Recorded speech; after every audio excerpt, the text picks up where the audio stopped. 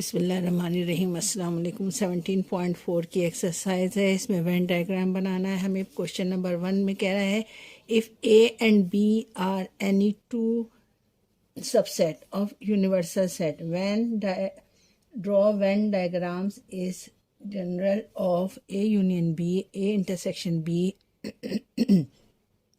ए minus B, जिसमें इसमें condition इसने दे दी है कि ए जो है वो A and B are disjoint.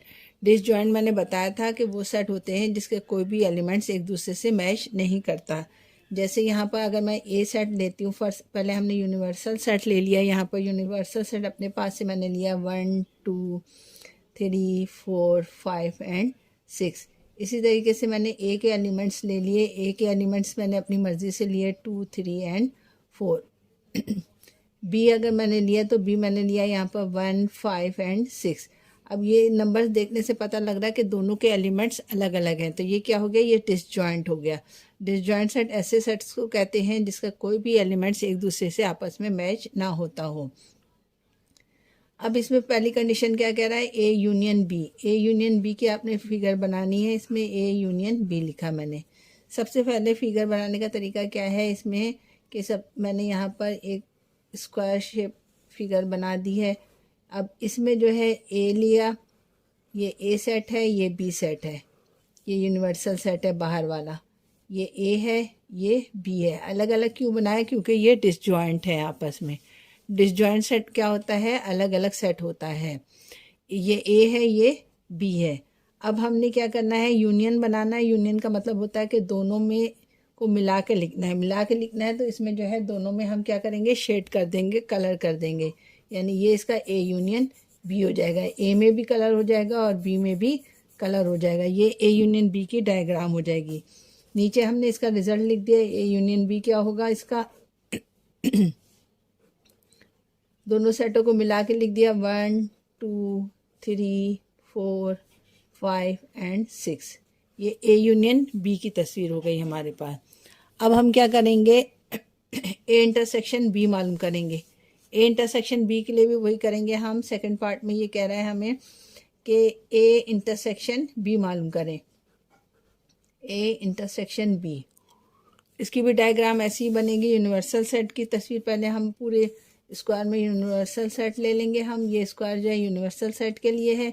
अब हमने यहाँ पे लिखा ए, यहाँ पे लिखा बी। ये ए है मेरे पास और बी है यहाँ पर। ए इंटरसेक्शन बी यानी कॉमन नंबर। जब कॉमन नंबर कुछ भी नहीं है तो इसमें कोई भी कलर शेड नहीं होगा, यानी वेन डायग्राम इनकी ब्लैंक आएगी। तो यहाँ पर हमने नल सेट लिख दिया। ये इसका ए इंटरसेक्शन बी हो गया।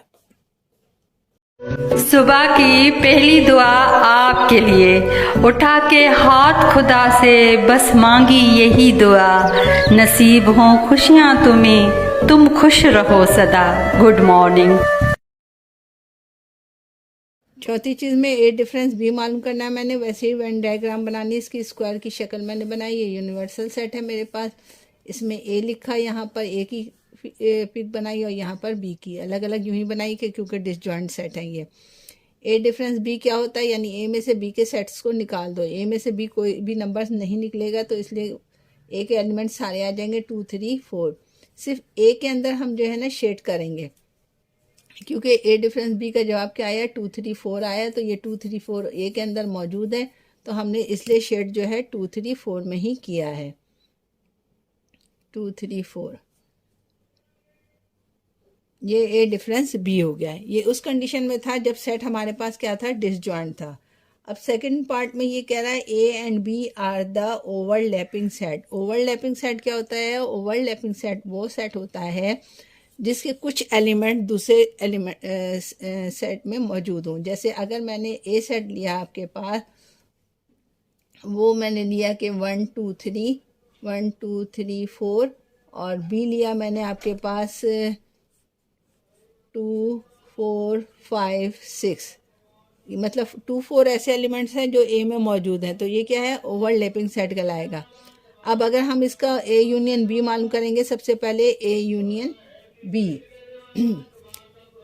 सेकंड कंडीशन क्या कह रहा है हमें? सेकंड कंडीशन में वो कह रहे हैं हमें कि ना A and B are overlapping. Overlapping set मैंने आपको पहले भी बताया था कि ओवरलैपिंग का मतलब होता है कि कुछ एलिमेंट्स ए के या बी के जो है ना वो एक मौजूद हो दूसरे एलिमेंट में। फर्स्ट किया कि हमारे पास है ए एक सेट है जिसमें मेरे पास है 1 2 3 5 एंड 9। इसी तरीके से बी एक सेट है मेरे पास, बी में हमारे पास है 1 2 4 6 एंड 7। सही है। अब इसमें जो है ना हमें क्या पहले मालूम करना है? A union B. A union B. A union B कैसे मालूम करेंगे हम? सबसे पहले हमने इसको यहाँ पर एक स्क्वायर की शक्ल बनाई जो यूनिवर्सल सेट था हमारे पास, और हमने जो है यह ए बनाया और ये बी बनाया। ओवरलैपिंग के कुछ एलिमेंट्स मिलते हैं तो इसलिए हमने इनको मिला के पिक बनाई है। अब इसमें इसको ए का नाम दे दिया, यहाँ पर बी का नाम दे दिया मैंने। ये यूनिवर्सल सेट है। ए यूनियन बी का क्या रिजल्ट होगा? यानी दोनों के एलिमेंट्स को मिला दीजिए। 1 2 3 4 5 6 7 एंड 9। ये है ए यूनियन बी। ठीक है। अब कलर कैसे करेंगे हम? क्योंकि यूनियन है तो पूरे पिक में कलर हो जाएगा। ये इस तरीके से शेडिंग पूरे में आ जाएगी हमारे पास। ये ए यूनियन बी की वेन डायग्राम बन गई हमारे पास। इसी तरीके से वो हमें कह रहा है A intersection B. A intersection B. A intersection B कैसे मालूम करेंगे? ए इंटरसेक्शन बी का मतलब होता है कि कॉमन नंबर जो दोनों में मौजूद हो। वही मैंने क्या करा, वेन डायग्राम बनाने के लिए स्क्वायर की शक्ल बनाई है। अब यहाँ पर ए बनाया, फिर ये बी बनाया। अब इंटरसेक्शन का मतलब होता है कॉमन नंबर। कॉमन नंबर दोनों में क्या है? A intersection B. अगर हम ऊपर देखें तो हमारे पास है 1 2 और बस 1 2 ही है। हाँ, 1 और 2 है। तो 1 और 2 जो है ना ये इनके जहाँ पे दोनों मिल रहे हैं आपस में, वहाँ पर हमने लिखा और बस इतने इलाके में हमने शेड करना है। ए इंटरसेक्शन बी में सिर्फ ये वाला जहाँ पे दोनों में कॉमन नंबर है वो आएगा यहाँ पर। अब यहाँ लिख दीजिए ये ए है, ये बी है। सही। अब इसी तरीके से इसका थर्ड पार्ट कह रहा है A symmetric difference B. A symmetric difference for B. उसके लिए वैसी डायग्राम मैंने बनाई कि स्क्वायर की शक्ल बना दी यहाँ पर मैंने। ये ए है, ये बी है। अब क्या करेंगे हम? जो बच जाता है हम लोग उसमें शेडिंग करनी है। मतलब आपके पास 2 और 4 जो यहाँ पर मैंने बचा 1 और 2 था डिफरेंस, वो तो मैंने यहाँ लिख दिया मैंने। ये ए है आपके पास, ये बी है। ए के पास जो बच जाएगा और जो बी के पास बच जाएगा वो ए सिमेट्रिक डिफरेंस होता है।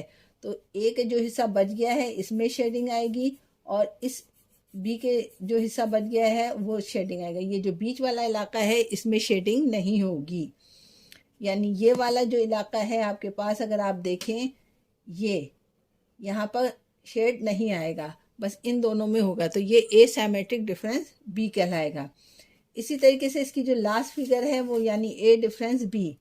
ए डिफरेंस बी वही करेंगे हम सबसे पहले के वेन डायग्राम के लिए। यहाँ पर स्क्वायर की शक्ल बनाई यहाँ पर हमने, और यहाँ पर ये ए है, ये बी है। A and B. ए में जो बच जाता है बस वो जवाब होता है ए माइनस बी। तो हमने सिर्फ जो ए का हिस्सा बचा है इसमें शेड करेंगे। ये इसकी वेन डायग्राम होगी ए माइनस बी की। ए माइनस बी। ठीक है। ये इसके चारों पार्ट्स थे कि ए यूनियन बी की डायग्राम बनानी थी, ए इंटरसेक्शन बी की, ए सिमेट्रिक डिफरेंस बी की और ए माइनस बी की। थर्ड कंडीशन क्या कह रहा है? ए इज सबसेट ऑफ बी।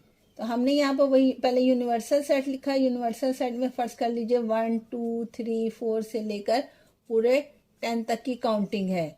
अब ए के जो मैंने एलिमेंट्स ले लिए वो समझ लीजिए मेरे पास है 1 2 3, और चूंकि ए सबसेट है तो इसके ए के एलिमेंट्स बी में मौजूद होने चाहिए। यानी अगर मैंने बी का कोई एलिमेंट लेना है तो उसमें लूँगी 1 2 3 तो लाजमी लूँगी। उसके बाद अपने पास से आप कुछ भी लगा लीजिए।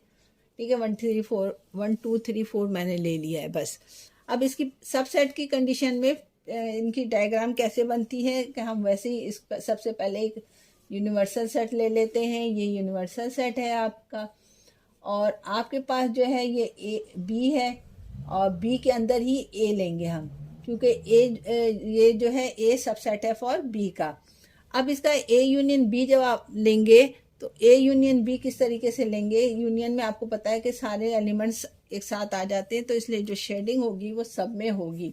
वेन डायग्राम में जब हम कलर करेंगे तो वो दोनों में करेंगे, ए में भी और बी में भी। ये ए था हमारे पास और ये बी है, ये यूनिवर्सल सेट है बाहर वाला, ठीक है। ये हो गया ए यूनियन बी। इसी तरीके से ए इंटरसेक्शन बी की जब हम वेन डायग्राम बनाएंगे, ए इंटरसेक्शन बी, तो उसकी भी जो हम वेन डायग्राम बनाएंगे वो ऐसे ही बनाएंगे कि स्क्वायर रूट्स, आप स्क्वायर की तस्वीर बनाइए आपने सबसे पहले, और फिर बी आपने ये लिया और इसके अंदर ए ले लेंगे। ए चूँकि सबसेट है तो इसलिए यहाँ पर ए आ गया। जब हम इनका इंटरसेक्शन लेंगे तो ए इंटरसेक्शन बी का जो जवाब होगा वो क्या होगा, 1 2 3 आएगा, 1 2 3, जो कि ए के एलिमेंट्स हैं।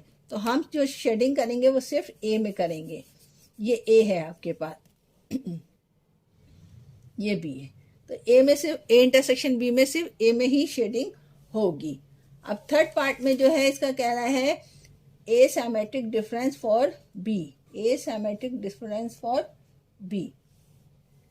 उसके लिए भी वही हम क्या करेंगे, सबसे पहले स्क्वायर की बनाएंगे डायग्राम, और वही इसके अंदर बी बनाया, उसके अंदर ए बनाया। ये ए है, ये बी है। ए सिमेट्रिक डिफरेंस बी का मतलब होता है कि ए के एलिमेंट्स बी में से निकाल दो, बाकी जो बच जाता है वो आपने लिखना है। तो हम देखेंगे कि ए में तो कुछ भी नहीं बचेगा, सिर्फ बी में बचेगा। बी में क्या बचेगा, सिर्फ 4 बचेगा। तो जो बच गया है उसमें हमने शेडिंग करना है, यानी बी वाले हिस्से में आपके पास शेडिंग आएगी। बस ये ए सिमेट्रिक डिफरेंस बी हो गया हमारे पास। और जवाब क्या होगा ए सिमेट्रिक डिफरेंस बी का, वो होगा आपके पास 4। सही है। लास्ट पार्ट में आपको कह रहा है ए minus B, A minus B. A minus B की भी तस्वीर इसी तरीके से हम बनाएंगे कि आपके पास जो है वेन डायग्राम इस तरीके से बनेगी कि आपने पहले स्क्वायर की शक्ल बनाई यहाँ पर, फिर वही आपने इसको ए बी बनाया, फिर इसके अंदर ए बनाया। ए में से बी को निकाल दिया, जो ए में बच जाए वो क्या होगा, उसका जवाब होगा। चूंकि ए में कुछ भी नहीं बचा तो ये नल सेट आएगा, यानी इसमें कोई भी शेडिंग नहीं होगी। ए माइनस बी क्या होगा, नल सेट होगा और कोई भी शेडिंग नहीं होगी। ये ए है, ये बी है, ये यूनिवर्सल सेट है। क्वेश्चन नंबर 1 के 3 पार्ट्स थे आपके पास। एक डिसजॉइंट सेट की कंडीशन में तीनों सॉल्व करना था, फिर ओवरलैपिंग में, और फिर ए और बी जो है सबसेट है। तो इसके तीनों पार्ट हर कंडीशन में मैंने आपको सॉल्व करके बता दिया। क्वेश्चन नंबर 1 यहाँ पर ख़त्म हो गया।